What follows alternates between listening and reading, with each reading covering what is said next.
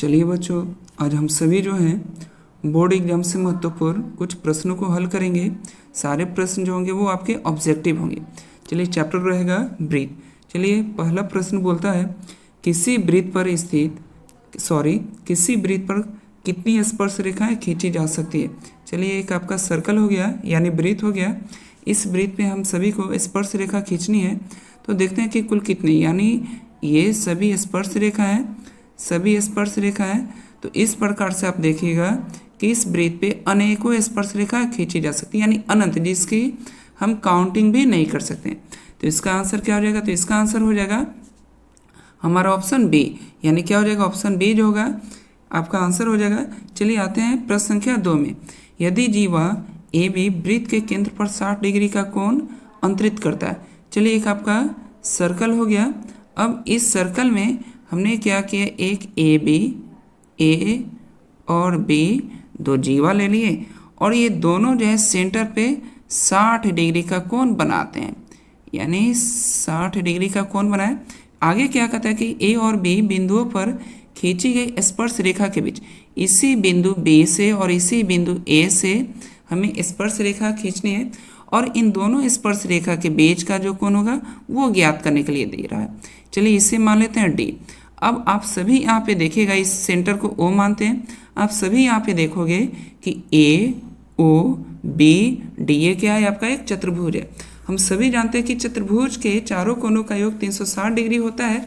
और आप ये भी जानते हो कि किसी भी स्पर्श रेखा पे जो वृत्त की त्रिज्या होती है वो एक दूसरे पे 90 डिग्री का, यहाँ पे बी पे भी 90 डिग्री और ए पे भी 90 डिग्री। इस प्रकार से आपको 3 कोणों का वैल्यू प्राप्त हो गया, ये कोण और ये कोण।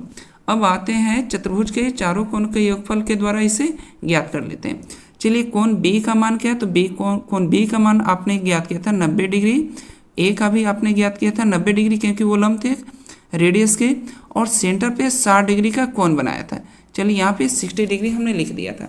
जो नीचे आपका ये डी था, यहाँ पे x डिग्री हम मान लेते हैं, तो ये x डिग्री।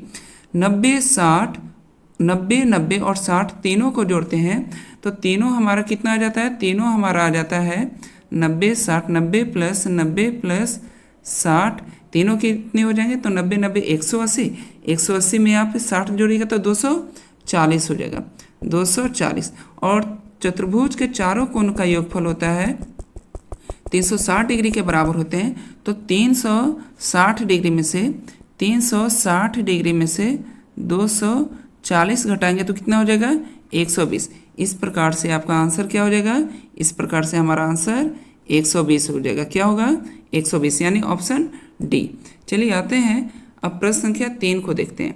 प्रश्न संख्या 3 क्या बोलता है? प्रश्न संख्या 3 कहता है कि किसी वृत्त के व्यास के दोनों सिरों से खींची गई स्पर्श रेखा हमेशा होती है। चलिए, एक आपका सर्कल है।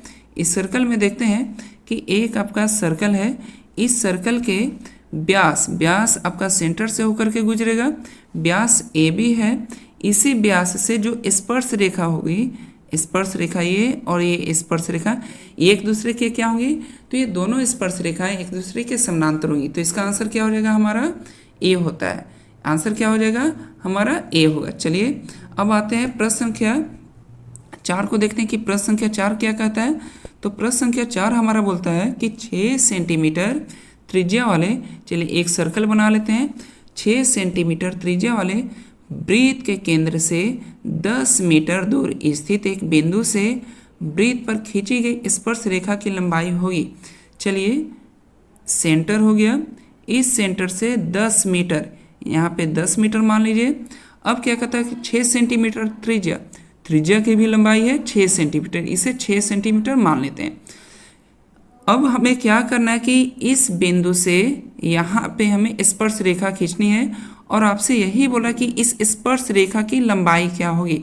आप सभी बच्चे जानते हो कि स्पर्श रेखा पे जो त्रिज्या होती है वो क्या होती है? लंबवत होती है, यानी 90 डिग्री का होगा। यानी यहाँ पे आप देखिएगा कि एक राइट एंगल ट्राइंगल बन रहा है, तो पाइथागोरस प्रमेय के द्वारा हम सभी क्या करेंगे, इस भुजा की लंबाई ज्ञात करेंगे, यानी इस स्पर्श रेखा की लंबाई ज्ञात करेंगे। लंबाई ज्ञात करने के लिए क्या हो जाएगा, ये आपका एक लंब हो जाएगा, 6 सेंटीमीटर लंब मान लीजिए, और 10 सेंटीमीटर को आप, ये तो आपका कर्ण होगा ही, क्योंकि 90 डिग्री के सामने का है, 90 डिग्री के सामने वाले भुजा वो कर्ण होते हैं।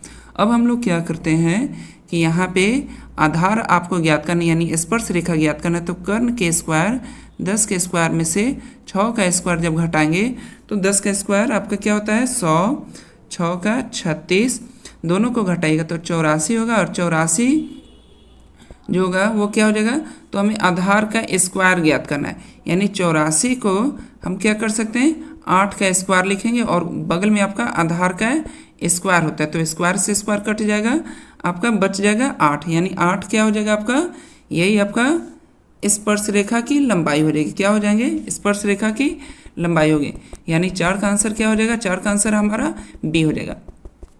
चलिए आते हैं प्रश्न संख्या 5 में। प्रश्न संख्या 5 क्या बोलता है कि वृत्त की सबसे बड़ी जीवा होती है, तो देखिएगा कि वृत्त की सबसे बड़ी जीवा होती है वो क्या कहलाती है, तो वृत्त की सबसे बड़ी जीवा वो व्यास कहलाती है। चलिए फिगर के द्वारा हम लोग समझते हैं, ये वृत्त हो गई, अब हम जीवा यहाँ पे ड्रॉ करते हैं, ये सभी जीवा है, ये सभी जीवा है।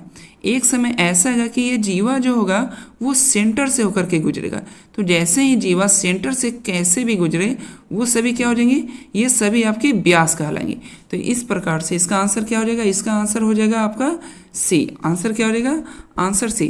प्रश्न संख्या 6 क्या कहता है कि किसी वृत्त के केंद्र से 5 मीटर दूर स्थित बिंदु से, चलिए एक सर्कल यहाँ पे फिर से ड्रॉ करते हैं, किसी वृत्त के केंद्र से, सेंटर से 5 मीटर दूर, इससे 5 मीटर दूर स्थित बिंदु ए से वृत्त पर खींची गई स्पर्श रेखा, फिर से हमें स्पर्श रेखा ड्रॉ करना है।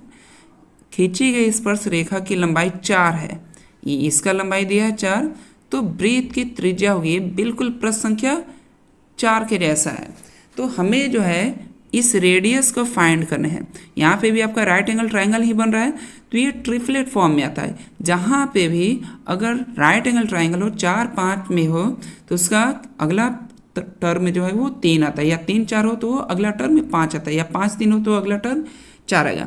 आप निकालेगा, हमें इसका वैल्यू निकालने हैं, तो यानी 5 का स्क्वायर माइनस 4 का स्क्वायर, 5 का स्क्वायर 25 हो जाएगा, और 4 का स्क्वायर क्या हो जाएगा 16 हो जाएगा, 25 में से 16 जाएगा तो 9, और 9 का वैल्यू क्या हो जाएगा 9 का स्क्वायर, यानी 9 का स्क्वायर यहाँ पे 9 होगा, यानी 9 को हम लोग 3 का स्क्वायर करेंगे, और ये आपका लंब के स्क्वायर के बराबर होगा, यानी स्क्वायर से स्क्वायर कटेगा तो लंब हमारा क्या हो जाएगा 3, तो इसका आंसर क्या हो जाएगा, आंसर हो जाएगा ऑप्शन सी। चलिए अब आते हैं प्रश्न संख्या 7 क्या कहता है कि टीपी तथा टीक्यू किसी बाह्य बिंदु टी से एक